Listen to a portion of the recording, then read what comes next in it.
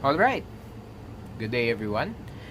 So today we are going to review another iconic monster from the Godzilla universe, Anguirus, or popularly known in Japan as Anguilus. Anguirus is the first monster that Godzilla fought in a movie. It appeared on the second Godzilla film called Godzilla Raids Again. But this figure in particular came from the 2004 movie Godzilla Final Wars.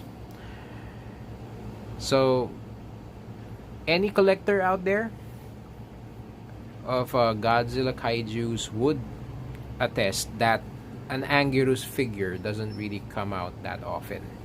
So, I think other than this one, which is a Bandai movie monster series, Anguirus, the last one was created by Revoltech. It has more articulation than this one, but it's not in scale with the 6-inch, 7-inch figure.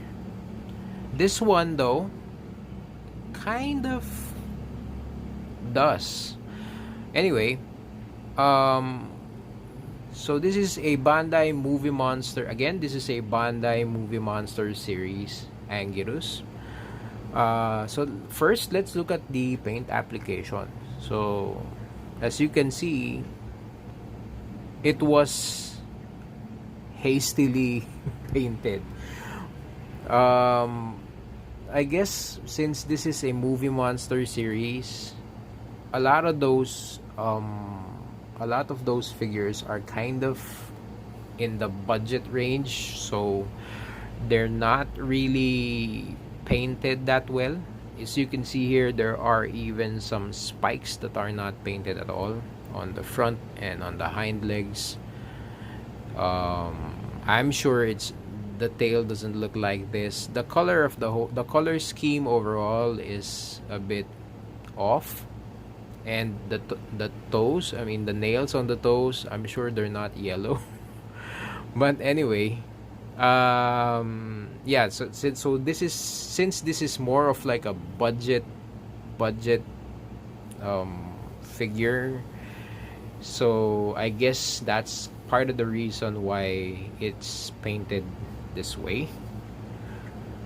But yeah, so in terms of how much, I got this in Hobbylink Japan for roughly $20. So it's still a lot if you consider how NECA does their figures. But yeah, so that's kind of what it looks like. I wish, well, they were able to do something good with the horns and the teeth. I really don't get why they didn't use the same paint for the other spines and the toes as well, and the nails.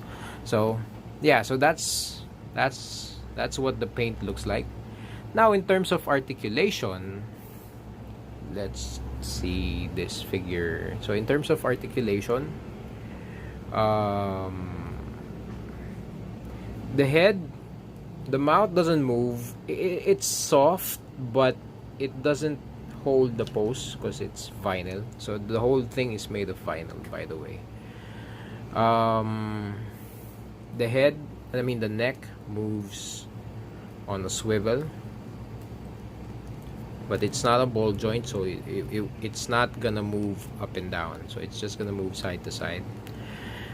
The legs, all the legs are on a swivel as well, so it also moves side to side. The joints, there's no joints. So the hind legs move side to side,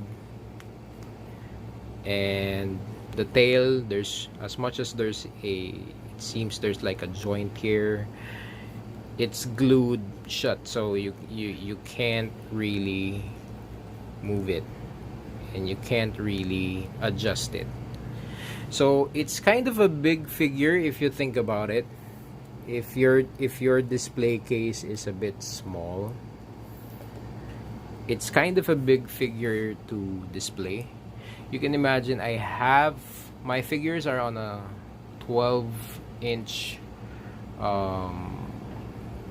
cabinet and or a 12-inch shelf, and it really takes that much space on the shelf because of the length of the whole figure, and since you can't really maneuver the tail, so the tail's pretty long. The tail's pretty long in that regard. So now, before we do anything else, let's do a size comparison of this figure against the other figures that we have. This is how Anguirus stacks up beside an SH Monster Arts 2000 and a NECA Godzilla 1989. So as you can see, they stack up pretty well. I do sometimes pinch on the tail so that the figure raises up to give it a little bit more height. And sometimes what I do is I even raise some of the feet so it's like they're battling that way. It still looks kind of goofy, but for the figure, you could really do so little. And this is what it looks like beside a monster from the same toy line. This is the Bandai Movie Monster Series Gigan, also from Godzilla Final Wars. So that's how it stacks up beside these figures. Anyway, final thoughts. Again, since this is a rare figure to have and they don't release that many Anguirus in the market, so I guess it's probably a must buy, or you'd probably want to buy it if you're really a fan of Anguirus and if you want to get all the Anguirus figures out there. But otherwise, you could skip it if you're not a fan. In my case, I needed one that is on scale with any of the Godzilla figures, so it's really nice to have one that stacks up well with the other Godzilla figures. Personally, the biggest downer on this one is the paint. So I wish they kind of did something similar to how they did Gigan. By no means is this a perfect figure, but in terms of paint application, this one is far superior than this one. So this one really looks like a child's toy. I would probably repaint it for the sake of, you know, having one that I could shoot with other Godzilla figures. But if you're just here to collect it or have a kid play with it, I would say this is one good toy to give to your kids because it's basically soft. There are some like this horn is a bit sharp, not really sharp, but it's a bit pointed. But most of it is really soft, so you could have your kids play with it, no problem. So anyway, I guess that's it for this review.